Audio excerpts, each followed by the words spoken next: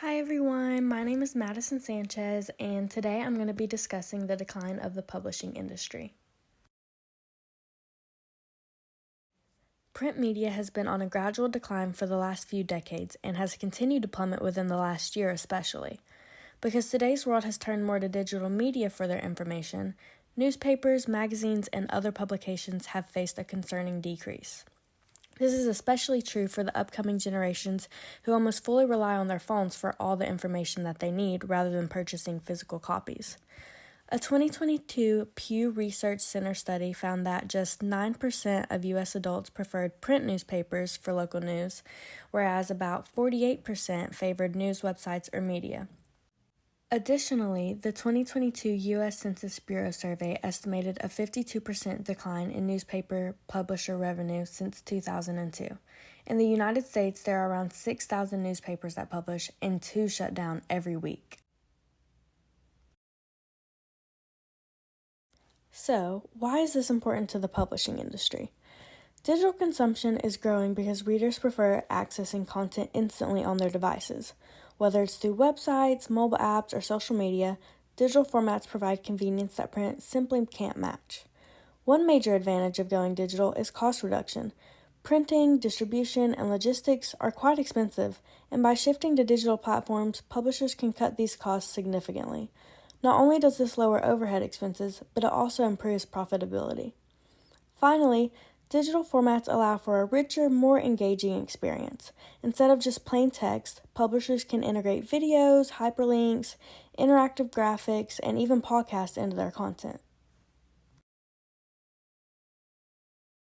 Since publishers are having to completely redirect their usual strategy, it is important for them to create relevant and engaging content that's competitive. And because they have such great communication skills, their focus should shift to creating multimedia-rich content such as videos, podcasts, and infographics.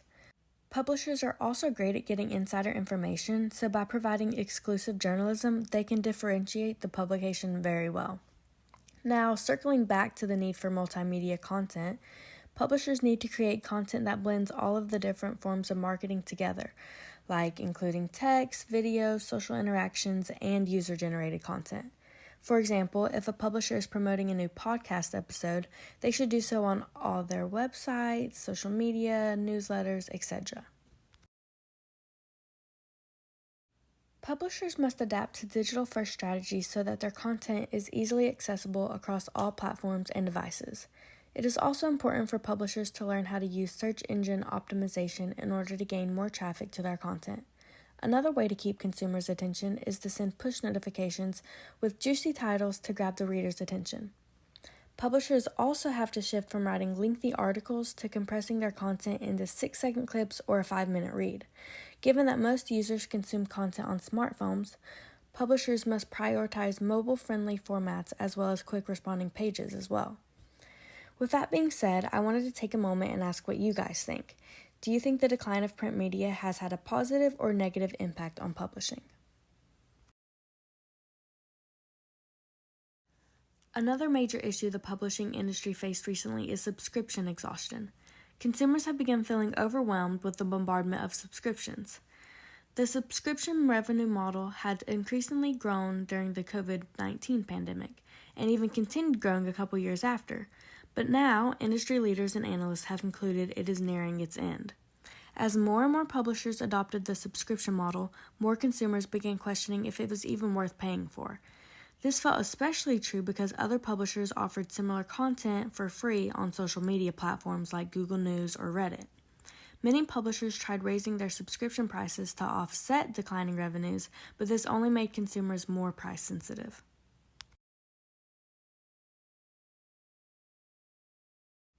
More than 60% of streaming consumers now report experiencing subscription fatigue. As a result, as shown on the graph, 1/3 of streaming subscribers canceled at least one subscription video service in 2023 compared to 1/4 in 2020.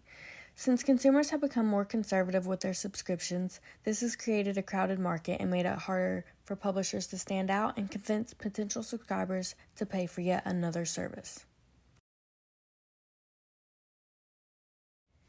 In order to fix this problem, publishers need to focus on creating exclusive and valuable content. Publishers can also use subscriber data to customize content to individual preferences and make the subscription feel more personalized and enjoyable. Since consumers are hesitant to sign up for multiple services, it's important to ensure that content is easy to access and share across multiple devices. Simplifying the subscription process and offering access through popular search engines like Google and Safari could also help attain subscribers.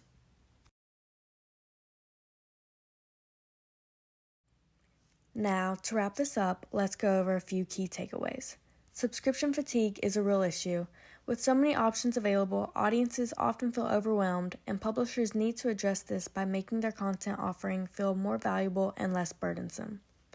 Secondly, readers appreciate clarity and ease, whether through flexible subscription models, paper article options, or well-organized content platforms. Diverse content formats are also key. The more engaging the content, the less likely subscribers are to leave. By applying the 4 C's, publishers can regain their competitive edge in this tight market. And lastly, as in every market, you just have to be willing to adapt to all the changes that come with it. So lastly, what can we expect to result from this? We can expect publishers to make the complete switch to digital media. We can also expect more publishers will adopt microtransactions instead of full subscriptions. Publishers will also be producing more podcasts, videos, and interactive media to accompany written articles. And with AI on the rise, I could bet there will be a lot more AI-generated content and personalization. Lastly, I think you can expect to see highly specific target audiences rather than mass appeal. So there are a lot of exciting things that we can be expecting from the publishing industry this year.